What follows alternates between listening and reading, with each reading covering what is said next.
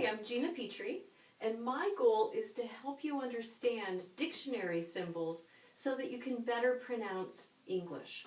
So before, when we met, we talked about tense vowels. So those vowels that cause your mouth to either go back or push forward. Now we're going to talk about lax vowels. And this is the symbol that many dictionaries use to show lax vowels. What's another word for lax? Kind of lazy, so not tense at all, the opposite. So here's what you might see in the dictionary. Notice the last one doesn't have that symbol. We'll talk about that in a moment. But if you see an I with this, what looks like a smile above it, here's the sound it makes, I, as in sit, it, or fit.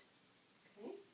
If you see an E with that smile above it, it's the sound. Let, kept, pet, If you see the A with the smile, it's the sound. Sat, cat, that. Okay? An O with that smile above it is the sound. Not, pot, hot. A U with the smile above it is the sound. But, stuff, enough. Notice there's two vowels in that word, and I'm talking about this part of it. Enough. Okay? Now, this is called schwa. So this is the vowel that we use the most of in English. It's the most prevalent. It's in the most words. And one way you can remember this sound, the word we use the most in English is the, and it's actually in that word. So the. That vowel sound is the sound, schwa.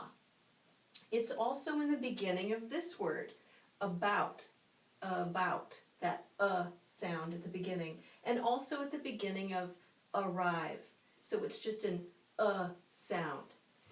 You probably noticed there's a lot of similarity between these two vowel sounds, between the U with the smile and the schwa sound.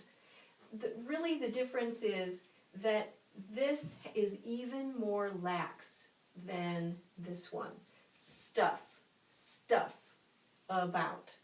So the schwa sound, your mouth is completely relaxed when you make that sound.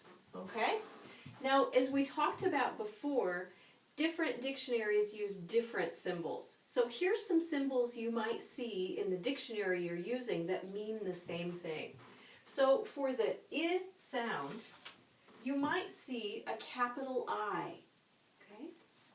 For the sound, you might see what looks like a capital E in cursive, so rounded. For the sound, you might see what looks like an A and an E right next to each other at their backs. For the sound, you might see just an A. And for the sound, you might see what looks like a triangle with the bottom missing.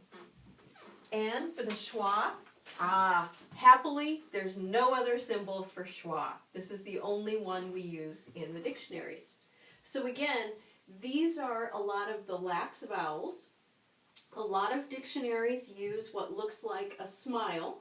They place it above the vowel, but there are some other symbols that you might see as well. Okay, good luck with your pronunciation.